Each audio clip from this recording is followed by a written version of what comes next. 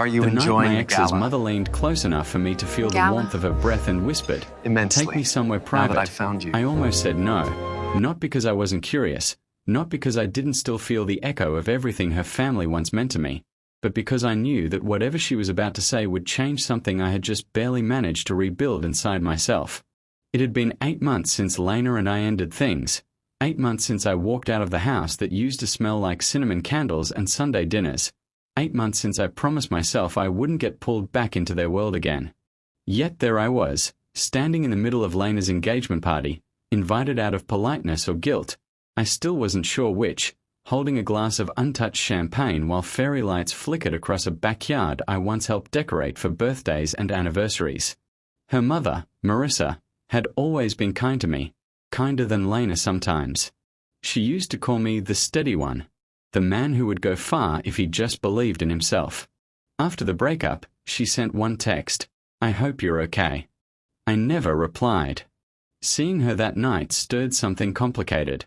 Nostalgia tangled with regret. She looked different now. Not older, but tired in a way that no makeup could hide. When she touched my arm and asked me to step inside for a moment, her fingers trembled. I followed her through the kitchen, past the laughter and clinking glasses, into the quiet hallway that led to her small study. She closed the door softly, and for a second we just stood there in silence. I expected accusations or warnings, maybe even a request to stay away from Lena's new fiancé, but what I saw in her eyes wasn't anger. It was fear. "I didn't know who else to ask," she said, her voice barely steady. That was when I understood this wasn't about romance or secrets of the scandalous kind. This was about something heavier. She explained that Lena's fiancé, Adrian, wasn't who he claimed to be. She had found inconsistencies in his business stories, strange late-night phone calls, documents she didn't understand but knew were wrong. She had tried to talk to Lena, but love makes people deaf to warnings. "You were always the one who saw through things," she whispered. "You protected her even when she didn't notice. I need you to do that one last time." The weight of her words pressed into me. Protect her. After she left me for someone wealthier, flashier, someone who promised a life I couldn't yet afford to give? I felt the old wound reopen, but alongside it came something else, an unshakable instinct to make sure Lena was safe, even if she no longer loved me. I almost said no because stepping back in meant risking my pride, my healing, maybe even my heart. But when Marissa reached for my hand and said, "Please," I saw not my ex's mother, but a desperate parent terrified of losing her daughter to a mistake she couldn't undo. So I nodded. That single nod pulled me into a quiet investigation that would unravel far more than I expected. Over the next few days, I started digging, not obsessively, just carefully. I asked subtle questions, reached out to old contacts, and slowly a pattern emerged. Adrian's companies were shells. His investments were smoke and mirrors. He was charming, yes, but charm can be a mask. The deeper I looked, the more dangerous it seemed. And with every discovery, I felt the past tightening around me, memories of Lena laughing in my car, planning futures that once included me. When I finally gathered enough proof to confront her, I didn't expect gratitude. I expected anger. But what I saw when I showed her the documents wasn't denial. It was devastation. The engagement party lights felt like a lifetime ago as she realized the truth. Adrian disappeared before questions could trap him, leaving behind nothing but unanswered calls and a broken promise. In the aftermath, Lena didn't run back to me. That wasn't the point. What changed was something quieter. She looked at me with clarity for the first time in months and said, "You always tried to protect me, even when I didn't choose you." And maybe that was enough. As for Marissa, she thanked me with tears in her eyes, relief replacing the fear I had seen that night. I walked away from their house again, but this time I didn't feel discarded. I felt strong. Sometimes the bravest thing isn't holding on. It's showing up when it would be easier to turn away. And if this story is touching something in your heart already, make sure you subscribe, because the next chapter isn't about going back. It's about what happens when life gives you a second chance you never asked for. Weeks passed after Adrian vanished, and silence settled where chaos had been. I focused on my own life again. Long hours at work, early morning runs, rebuilding the confidence I'd nearly lost. Then one evening, my phone buzzed with a message from Marissa. "Can we talk?" This time, there was no party, no crowd to hide behind. I met her at a quiet cafe downtown, the kind with soft music and dim lights that make honest conversations easier. She looked lighter, as if a storm had finally passed. "You saved her," she said simply. I shook my head. She saved herself. I just handed her the truth. But Marissa smiled knowingly. "You could have walked away." That was true. I could have. But walking away would have meant ignoring the kind of man I wanted to be. What I didn't expect was what she said next. Lena had decided to take time for herself. No rebounds, no rushing into something new. She had started volunteering, reconnecting with parts of herself she'd neglected. "She talks about you," Marissa admitted gently. My chest tightened. Not with hope, but with caution. I had learned that love isn't proven by grand gestures. It's proven by growth. A few days later, Lena asked to meet. We chose a park bench instead of a romantic restaurant. No pressure, no fairy lights, just daylight and honesty. She apologized, not dramatically, but sincerely.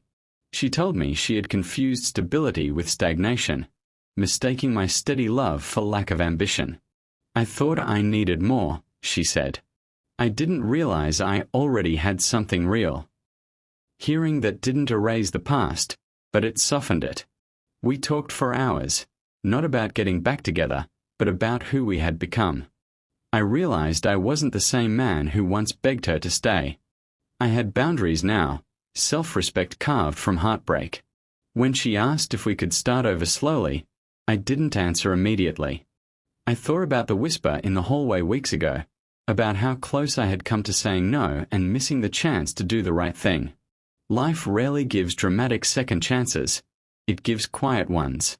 I told her we could try, but carefully, honestly, without illusions. And for the first time, it felt balanced. Not desperate. Not rushed. Just possible. The real twist wasn't romance. It was transformation. I didn't step back into their lives as the rejected ex. I stepped in as someone who had faced pain, chosen integrity, and walked away stronger. Whether Lena and I would last this time wasn't guaranteed. What was guaranteed was that I would never abandon my own worth again. And maybe that's the real message hidden inside that whisper. Sometimes what sounds scandalous at first is actually the beginning of clarity. If you've ever faced a moment where you almost walked away, but didn't, and it changed everything, then this story is for you. Subscribe to the channel for more powerful, emotional journeys about love, redemption, and second chances. Because the next story might just mirror your own, I thought the hardest part of my story ended the night I agreed to help my ex's mother. But real growth doesn't arrive with applause, it arrives with tests. 3 months after Lena and I decided to start slow, life did what it always does when you finally feel steady.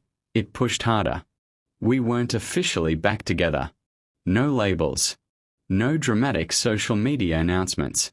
Just coffee dates, long walks, honest conversations, and space, something we had never given each other before.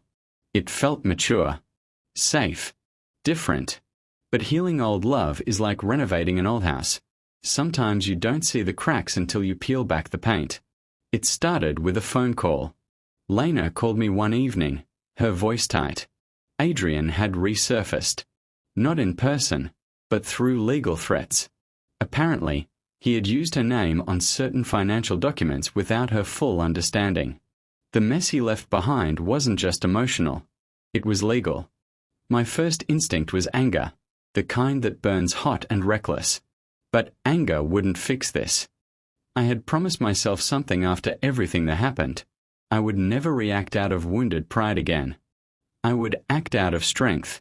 That night, Lena and I sat across from each other at her kitchen table, the same table where we once planned vacations and argued about curtains. Only this time, there were folders, printed emails, and a quiet understanding between us. She looked at me and said, "You don't have to help me with this." It wasn't a test. It was growth. She was giving me a choice. And that choice meant everything. "I'm not here because I feel obligated," I told her. "I'm here because I choose to be." For the first time in our history, we weren't clinging to each other out of fear of being alone. We were standing side by side because we wanted to. Over the next few weeks, we worked through the legal storm together. Lawyers were involved. Statements were filed. Adrian's illusion of power crumbled piece by piece when confronted with truth and documentation. It wasn't dramatic like in movies. No shouting matches in courtrooms. Just slow accountability. And eventually, silence. But here's where the real chapter begins. One evening after everything settled, Marissa invited both of us for dinner. It was the first time since the engagement party that the three of us sat at the same table without tension hanging in the air. The house felt different, lighter. There was laughter again. Real laughter. At one point, Marissa looked at me and said, "You know, when I whispered to you that night, I was terrified you'd refuse. I wouldn't have blamed you." I smiled. I almost did. Lena looked at me, surprised. "You almost said no." "Yeah," I admitted, because helping meant risking reopening everything. And I didn't know if I was strong enough. The room fell quiet, not uncomfortable, but reflective. Strength isn't loud. It doesn't slam doors or demand recognition. It's quiet. It's the decision to show up when it would be easier to disappear. Later that night, Lena walked me to my car. The air was cool, the sky clear. She didn't rush the moment. She didn't try to romanticize it. She just stood there and said something that shifted everything. "If we do this again," she said softly, "I don't want the old version of us. I don't want you chasing me. I don't want me doubting you. I want partnership." Partnership. Not passion fueled by insecurity. Not love built on proving something. But partnership. I looked at her and realized something powerful. I no longer needed her to choose me to feel valuable. I wanted her, but I didn't depend on her. "That's the only version I'm willing to build," I replied. And that was the moment chapter 3 truly began. Not with drama, not with whispers, but with equality. Over the next months, we rebuilt carefully. Therapy, separately and sometimes together. Honest conversations about money, ambition, fears. I started expanding my own business ideas, something I had hesitated to pursue when we were together before. This time, Lena supported me without comparing me to anyone else. And I supported her without feeling threatened by her independence. We weren't perfect. We argued. We miscommunicated. But instead of walking away or shutting down, we stayed and worked through it. One afternoon, nearly a year after that whisper in the hallway, I found myself back in Marissa's study, the same room where everything changed. But this time, I wasn't there to rescue anyone. I was there to ask for her blessing. Not because Lena needed permission. Not because I felt inferior. But because respect matters. History matters. Marissa's eyes filled with tears before I even finished speaking. "This time," she said, "you're not saving her." "I know," I replied. "She's not someone who needs saving." "And you?" she asked gently. "I don't need to be chosen to feel whole anymore." That answer mattered more than the question. When I proposed to Lena weeks later, it wasn't extravagant. No giant audience. No pressure. Just the two of us at the park bench where we first talked after everything fell apart. I told her I wasn't promising perfection. I was promising effort. Growth. Honesty. She said yes, not because she was afraid to lose me. Not because I proved myself.